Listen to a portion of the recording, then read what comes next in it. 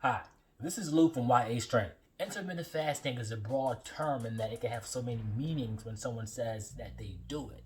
No one really knows how long they do it for, how often they do it, and what are the lengths in which they fast versus when they eat. So in this video, I'm going to discuss the top 5 common ways or forms of intermittent fasting.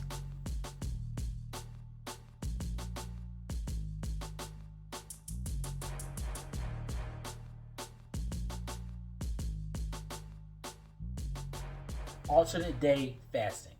You probably heard of it.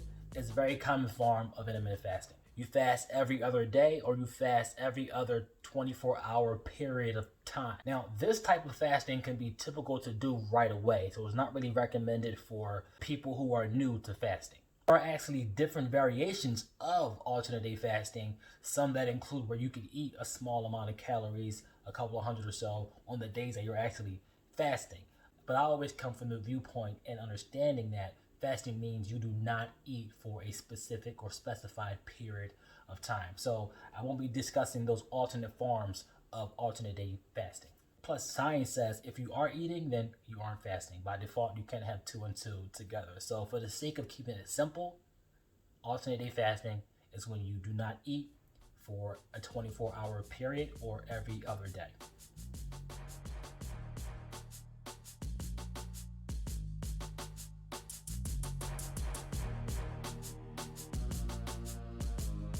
Next, there's the 16-8 method.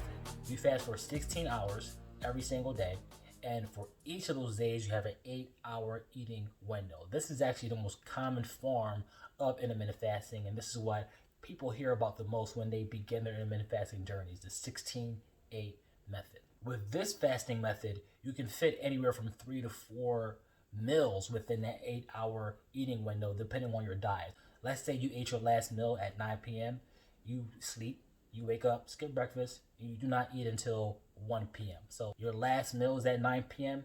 and you do not eat until 1 p.m. the next day. That's a perfect example or perspective of how a typical window should look in terms of your eating versus your non-eating windows.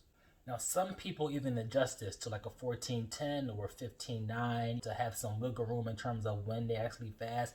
As long as you fast for about 8 hours or so, people call it the 16-8 method. Don't get too caught up on the numbers. So if you fast shorter one day and fast longer the other day, as long as you're fasting for about 16 hours or so, you pretty much fall within the 16-8 method, and that's the method that you're likely following for the most part.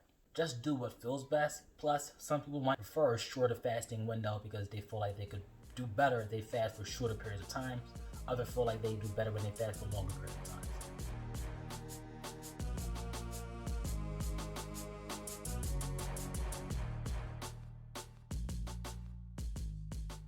And there's also a 24-hour fast, and that's self-explanatory, where you're not eating anything for 24 hours. The best way to think of this fast is fasting from breakfast to breakfast, or lunch to lunch, or dinner to dinner. And the usual thought process is to do this only once or twice per week. So that's 2 out of 7 days that you would fast for 24 hours straight, from dinner to dinner.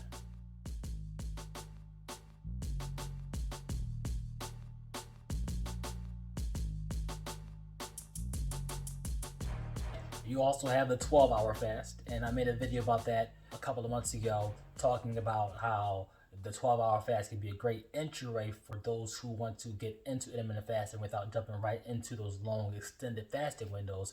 I'll be sure to post a link to that video in the description box below. With the 12-hour fast, you eat for one half of the day and you do not eat for the entire other half of the day. The easiest way to do this is to fast overnight and have your eating window be majority of the daytime. Fast from 8 p.m. to 8 a.m. or fast from 7 p.m. to 7 a.m.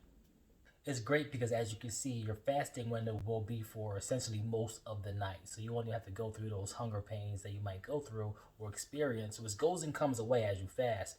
But in your case, you'll be sleeping. So it'll be a lot easier to get into fasting without jumping right into it. So it's a great option for beginners. The fasting window is very small and majority of it occurs when you sleep. So it's a perfect combination of all perfect pieces to make this a great fasting start guide for those that want to begin fasting. Definitely give the 12-hour fast. Definitely do it if you're new to fasting.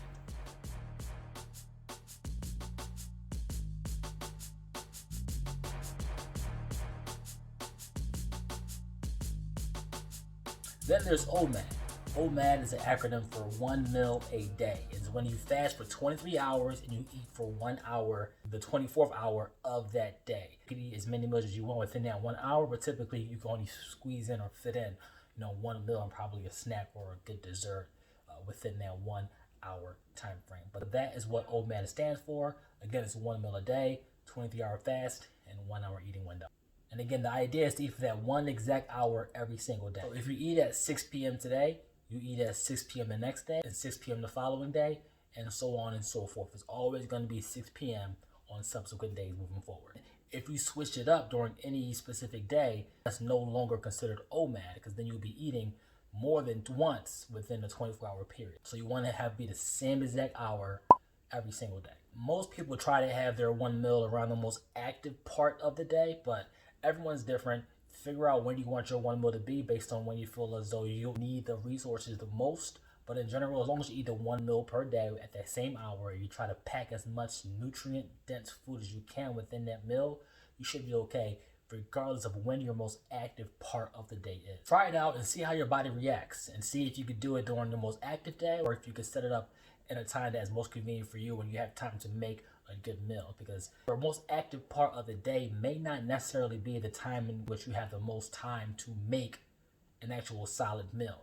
So find out what works for you, and from there you can schedule when you want to have that 1 meal occur. That's it. Those are the most common forms of intermittent fasting in terms of how people fast. You could do it OMAD, you could do it 1 meal per day, you could do 16-8, and there's an alternate day fast option. So there's different ways in which you can fast, and you've learned about 5 of the most common ways that I've heard about. And if you even begin Googling fasting, you probably came across these different options for you to choose from. As far as which option is best for you, well, that's up for you to decide. That's the entryway in terms of what I recommend is always going to be to start off with the 12-hour fast, get used to it, get your body adjusted, and from there you can move up and try to go up to the 16-8. From there, you might try OMAD one day. You can mix it up here and there, but bottom line is don't start off too strong. Start off simple and build your confidence in terms of being able to accomplish these goals, these fasting goals, because it is a goal to accomplish that fasting for whatever period of time you decide to designate for yourself. So look into it some more. Make sure it makes sense for yourself before you check it out. Keep in mind, you can always have water during a fast. You can always have coffee during a fast. You can always have tea during a fast. But no creamers, no sugars, and no additives to make it a juicy type of flavor. Let's keep it plain and simple: water, tea, coffee. And also, I recommend that you primarily eat healthy, nutrient-dense food during your eating windows, because you want to feed your body with as much nutrients as you can, so that way you are eating healthy. And this is regardless of if you even fast or not. You just simply want to eat as healthy as you can. We'll see better results, and it's simply better for your body overall. So do me a favor, go in the comment section below and let me know, have you tried any of these methods? Do any of them sound familiar? Which one do you recommend for first timers or for people in general in terms of giving the best overall benefit? And along with, which one can people stick with the longest? In the comment section below. This is Lou from YAstrength. I hope you find this video helpful and informative. See you next video.